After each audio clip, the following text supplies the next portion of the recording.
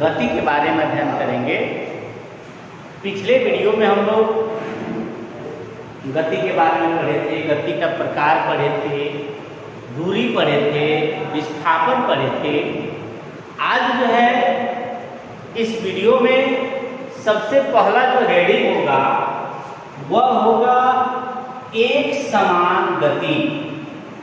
एक समान गति, यूनिफॉर्म मोशन। एक समान गति आज पढ़ेंगे। एक समान गति से क्या समझते हैं इसको जानेंगे। तो यदि कोई गतिशील वस्तु समान समय अंतराल में समान दूरी तय करती है तो वस्तु की गति एक समान गति होगी। यानी अगर कोई वस्तु गतिशील है वह प्रत्येक समय अंतराल में समान दूरी तय करती है तो वस्तु की जो गति होगी वह एक समान गति होगी। उदाहरण के लिए घड़ी की जो सुई है, प्रत्येक सुई जो है समान समय में समान दूरी तय करती है तो उस सुई की जो गति है वह एक समान गति होगी। या कोई गतिशील वस्तु है वह प्रत्येक समय अंतराल में एक समान दूरी तय करता है तो उस गतिशील वस्तु की जो गति होगी वह एक समान गति होगी। एक समान गति का मतलब होगा कोई गतिशील वस्तु समान समय अंतराल में समान दूरी तय करेगी तो उस वस्तु की जो गति होगी वह एक समान गति होगी। दूसरा जो आज का टॉपिक है हम लोग का वह है असमान गति। असमान गति, नॉन यूनिफॉर्म मोशन। अब इसको कैसे बताएंगे? जब कोई गतिशील वस्तु समान समय अंतराल में असमान दूरी तय करता है तो उस वस्तु की जो गति होगी वह असमान गति होगी। जैसे हम लोग अगर कोई गाड़ी चलाते हैं तो अगर रोड जो है व्यस्त नहीं है, रोड पर भीड़ भाड़ नहीं है तो हम लोग कम समय में अधिक दूरी तय कर लेते हैं। जबकि यदि हम लोग उसी गाड़ी से किसी मार्केट से होकर गुजरते हैं जहाँ पर भीड़ भाड़ है तो अधिक समय में कम दूरी तय करते हैं। तो इस प्रकार की गति को हम लोग कहेंगे असमान गति। यानी वह गति जिसमें गतिशील वस्तु समान समय अंतराल में असमान दूरी तय करता है, असमान गति कहलाता है। इसके बाद तीसरा जो आज का हम लोग का टॉपिक है उसे हम कहेंगे चाल, जिसको इंग्लिश में स्पीड कहते हैं। चाल से क्या समझते हैं इसको जानना है। तो किसी गतिशील वस्तु द्वारा एकांक समय में तय की गई दूरी को चाल कहते हैं।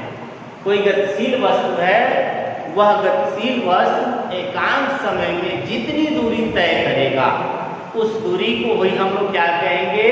चाल कहेंगे। और चाल को भी अक्षर से लिखते हैं, स्मॉल भी से। अगर कहीं स्मॉल भी लिखा है तो आपको यह जान जाना चाहिए कि यह चाल का संकेत है। तो आप चाल को कैसे बताएंगे?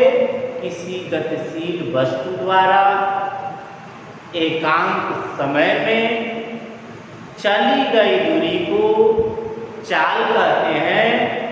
चाल को भी अक्षर से व्यक्त करते हैं। चाल बराबर होता है तय की गई दूरी, तय की गई दूरी बटा समय अंतराल। अगर इसको संकेतों के रूप में लिखेंगे तो चाल को भी से लिखते हैं, भी बराबर दूरी को यस अक्षर से लिखते हैं और समय अंतराल को टी अक्षर से लिखते हैं, तो भी बराबर यस बटे टी। यहाँ से हम चाल की एक और परिभाषा बता सकते हैं, किसी गतिशील वस्तु द्वारा तय की गई दूरी और उस दूरी को तय करने में लगे समय अंतराल के अनुपात को उस गतिशील वस्तु की चाल कहते हैं। चाल बराबर तय की गई दूरी बटा समय अंतराल, भी बराबर यस बटे टी। चाल जो होता है एक अदिश राशि है। चाल अदिश राशि होती है, अदिश राशि है, और चाल का जो मात्रक होता है, चाल का मात्रक जो होता है वह मीटर प्रति सेकंड होता है, मीटर प्रति सेकंड होता है। चाल कौन सी राशि है?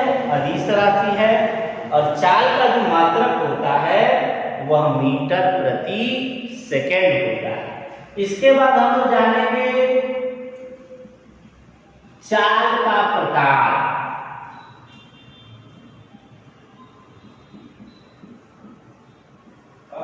तो सबसे पहला जो चाल का प्रकार है वह है एक समान चाल, एक समान चाल। दूसरा जो है असमान चाल,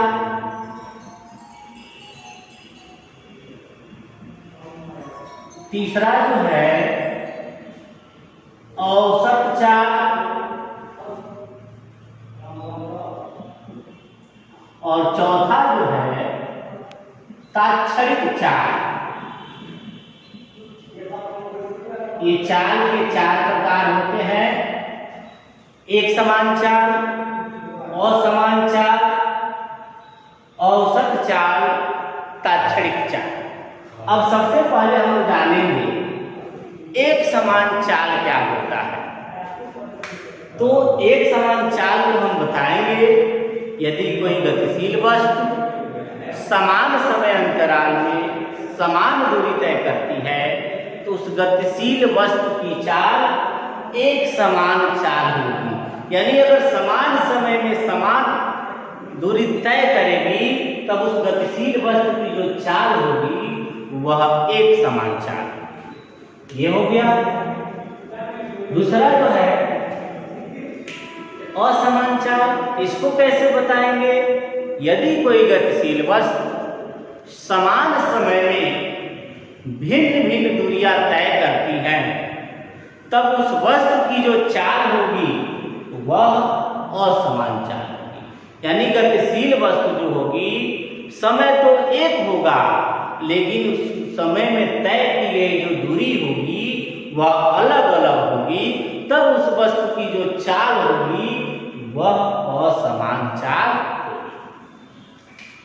तीसरा जो है औसत चाल, किसी गतिशील वस्तु द्वारा तय की गए कुल दूरी तथा उस दूरी को तय करने में लगे कुल समय का जो अनुपात होता है उस अनुपात को औसत चाल, यानी औसत चाल बराबर होता है कुल दूरी बटा कुल समय। ये औसत चाल का फार्मूला है, कुल दूरी बटा कुल समय। इसको बताएंगे कैसे? किसी गतिशील वस्तु द्वारा तय किए गए कुल दूरी तथा उस दूरी को तय करने में लगे कुल समय के अनुपात को औसत चाल कहते हैं। औसत चाल बराबर कुल दूरी बटा कुल समय। इसके बाद तात्क्षणिक चाल है। तात्क्षणिक चाल का क्या मतलब है? किसी गतिशील वस्तु के किसी सूक्ष्म समय में तय किए गए दूरी और उस सूक्ष्म समय के अनुपात को तात्क्षणिक चाल कहते हैं। तात्क्षणिक चाल डेल्टा V बराबर डेल्टा S बटे डेल्टा T, इसको हम लोग कहते हैं तात्क्षणिक चाल। किसी गतिशील वस्तु में सूक्ष्म समय में तय किए गए दूरी और सूक्ष्म समय के अनुपात को उस गतिशील वस्तु का तात्क्षणिक चाल कहते हैं। तात्क्षणिक चाल बराबर डेल्टा S बटे डेल्टा T, ये चाल था। अब हम लोग पढ़ेंगे चाल के बाद वेग पढ़ेंगे। वेग और चाल दोनों का मात्रक एक ही होता है, लेकिन चाल जो है अदिश राशि है जबकि वेग सदिश राशि है। तो अगला जो हम लोग का टॉपिक है वह है वेग।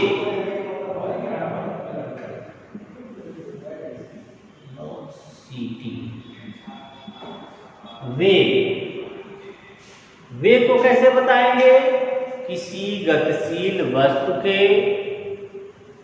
एकांक समय में होने वाले विस्थापन को वेग कहते हैं। किसी गतिशील वस्तु में एकांक समय में होने वाले विस्थापन को वेग कहते हैं। वेग को भी V अक्षर से व्यक्त करते हैं। वेग बराबर होता है विस्थापन बटा समय। वेग बराबर होता है विस्थापन बटा समय। वेग जो होता है सदिश राशि है और वेग का भी मात्रक जो होता है वह मीटर प्रति सेकेंड होता है। ये वेग है। कैसे आप बताएंगे? किसी गतिशील वस्तु में एकांक समय में होने वाले विस्थापन को वेग कहते हैं। वेग को V से व्यक्त करते हैं। वेग बराबर विस्थापन बटा समय या V बराबर S बटे T। ये एरो लगाने का मतलब है, ऊपर जो तीर आप लोगों को दिखाई दे रहा है ये हमको बतलाता है कि यह जो राशि है वह सदिश राशि है। वेग एक सदिश राशि होती है और वेग का जो मात्रक होता है वह मीटर प्रति सेकेंड होता है। सीजीएस पद्धति में, सीजीएस का मतलब होता है सेंटीमीटर ग्राम सेकेंड। सीजीएस पद्धति में वेग का जो मात्रक है वह सेंटीमीटर प्रति सेकेंड होता है और यह जो मात्रक है मीटर प्रति सेकेंड यह एमकेएस पद्धति में होता है, एसआई पद्धति में होता है। यानी एमकेएस पद्धति में वेग का मात्रक मीटर प्रति सेकेंड होता है जबकि सीजीएस पद्धति में सेंटीमीटर प्रति सेकेंड। अब जो है वेग के प्रकार का हम लोग अध्ययन करेंगे। वेग के प्रकार, तो जिस प्रकार चाल के प्रकार थे ठीक उसी प्रकार वेग के भी प्रकार हैं। पहला क्या होगा? एक समान वेग, एक समान वेग। दूसरा क्या है? असमान वेग, असमान वेग। तीसरा क्या है? औसत वेग। और चौथा क्या होगा? तात्क्षणिक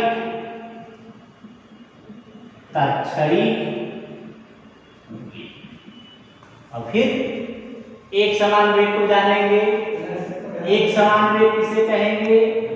किसी गतिशील वस्तु द्वारा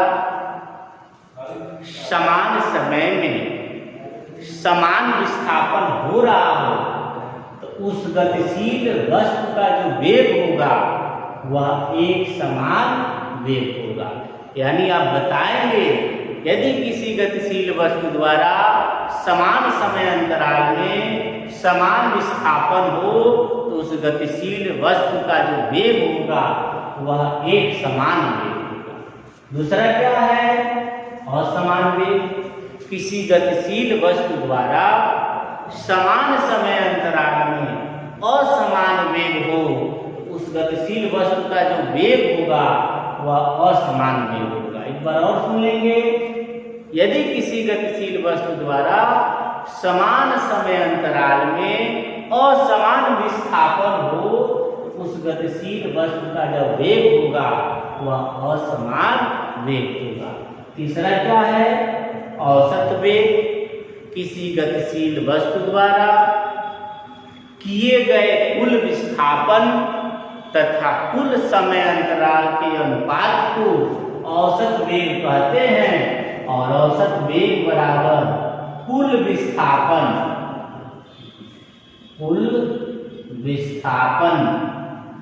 बटा कुल समय, इसको हम लोग कहते हैं औसत वेग। औसत वेग बराबर कुल विस्थापन बटा कुल समय। उसके बाद आता है तात्क्षणिक वेग। इसको कैसे बताएंगे? किसी गतिशील वस्तु द्वारा किसी सूक्ष्म समय में किए गए विस्थापन और उस सूक्ष्म समय के अनुपात को तात्क्षणिक वेग कहते हैं। तात्क्षणिक वेग बराबर होता है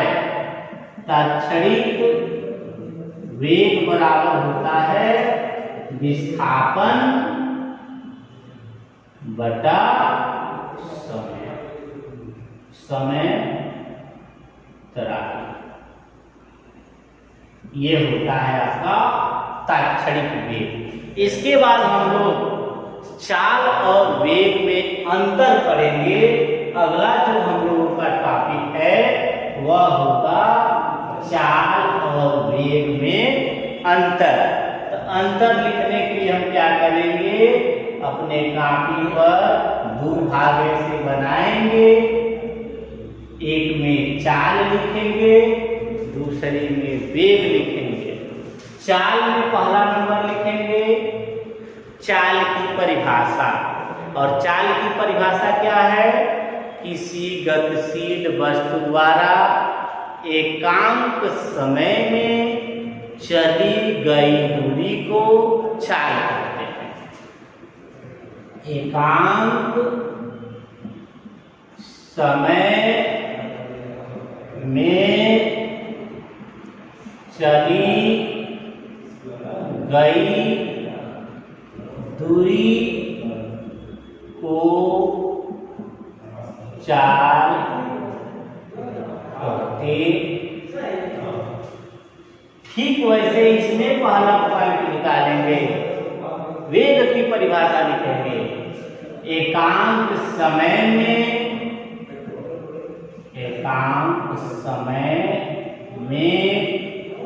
विस्थापन को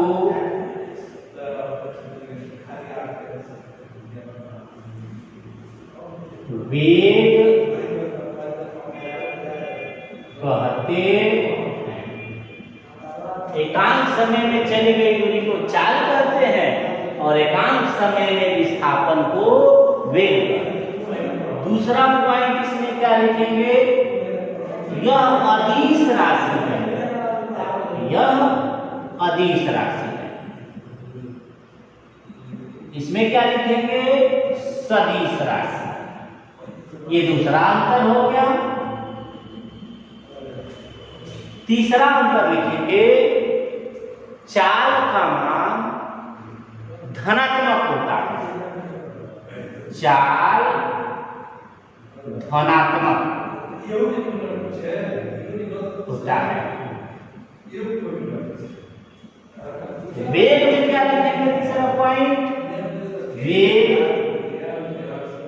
ऋणात्मक भी हो सकता है, ऋणात्मक